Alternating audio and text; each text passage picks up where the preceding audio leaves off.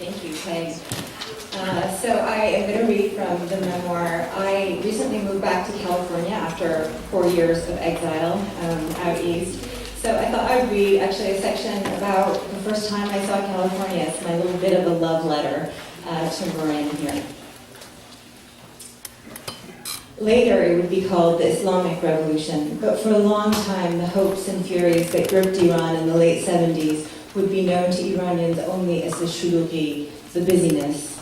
In the first months of the shulugi, when the streets of Tehran were overrun with mobs, tanks, soldiers, and snipers, my grandmother would sit in the dark back room of the hair salon she owned until the cries of Allahu Akbar, God is great, rose from the rooftops of the city.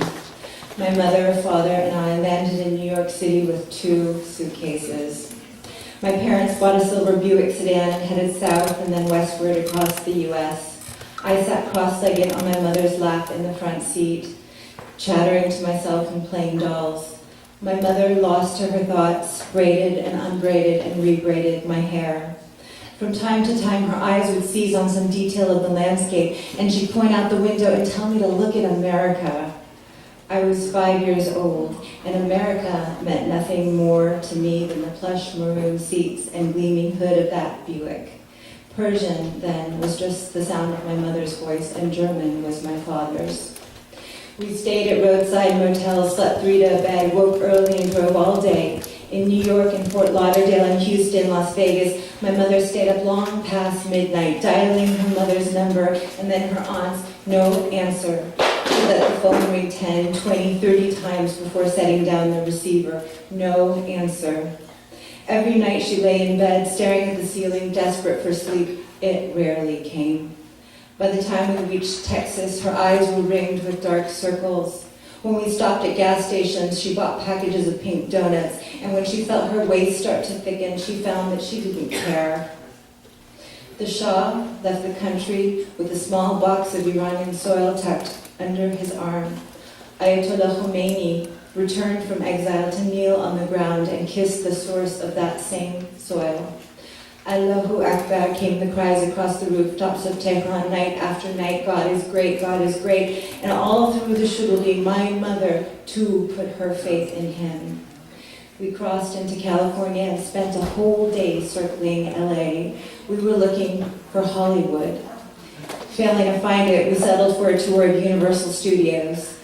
The Santa Ana wind set the palm trees swaying, mixed the scent of the desert with the scent of the sea. My father took me to Disneyland, and my mother, alone in a motel room in Anaheim, watched the news from Iran, and she wept.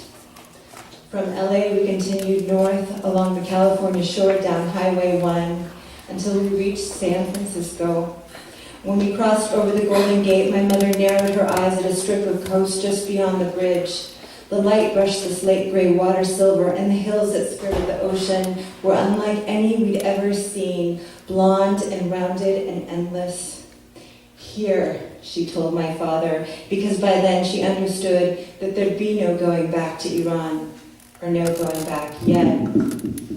Like most immigrants, my parents found their degrees and their work experience didn't count for much when they came to America.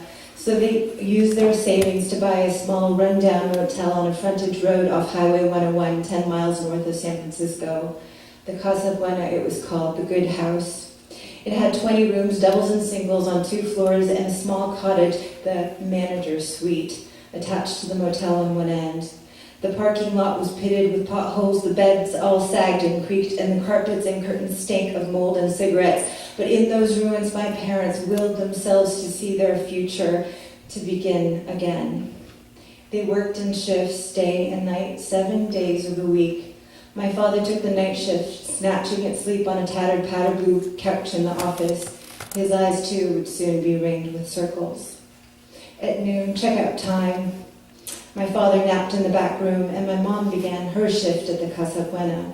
She'd pile a day's clean sheets and towels on an ancient, battered olive green trolley, checked her supply of bleach and Windex, and began making her way through the motel rooms. She emptied and polished the plastic ashtrays, collected beer bottles, soda cans, pizza boxes from the floor. She stripped the beds, taking care to air out the mattresses before pulling on the new sheets, dusted the nightstand and the TV, vacuumed the carpet, And then, with one ear to the parking lot in case someone had come round looking for a room, my mom splashed the tub with bleach, and to save time, she always threw rags on the bathroom floor and mopped with her feet. Mostly, we rented truckers on their way to Los Angeles. They'd stay the night, leave before dawn, and though they could be gruff, outright rude, it was the locals who always gave the most trouble. They'd stagger into the office when the bars closed, hollering, cussing, slamming down their bills. When they got to their rooms, they'd send the lamps and tables crashing against the walls. Once, a man dragged a half-naked woman into the parking lot and began whipping her with his belt. By the time the police came that night, the woman's face and her shoulders were covered in bloody welts, and the man had made off in the dark. We had long-term lodgers there, too, at that motel. One man stayed the better part of that first year at the Casa Buena. My wife's put me out, he confided to my mom, his eyes filling with tears. There were migrant farmers who spread blankets on the floor and slept their family 6 or 8 to a room. There was a rail-thin, bent-back elderly woman who rented 3 or 4 times every year. She came on foot, her long gray braids messy, oily, carried no bags, not even a purse, stayed 1, maybe 2 nights, and then she just disappeared. It was a long time before we knew that Americans had a name for people like this. Homeless, they were called here, and we never could stand to turn them away. And that's it.